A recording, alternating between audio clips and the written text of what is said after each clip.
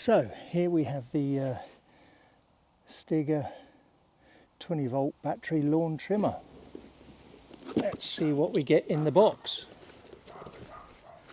Right, we get the guard and the handle.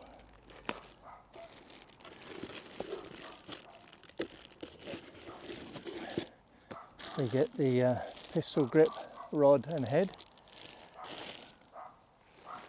And we get the battery and charger.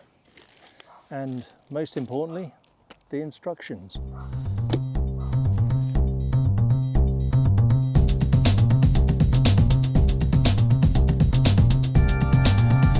So there's not much to fix really. We've just got to put the guard on, and we've got the 4 screws that came with a little bag. Fillet heads.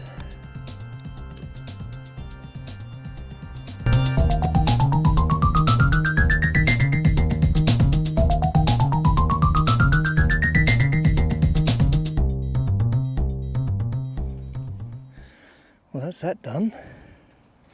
We've also got a cut-off blade there with some tape on it. So obviously before you start using it, you've got to take that off. Now we've got to put the handle on.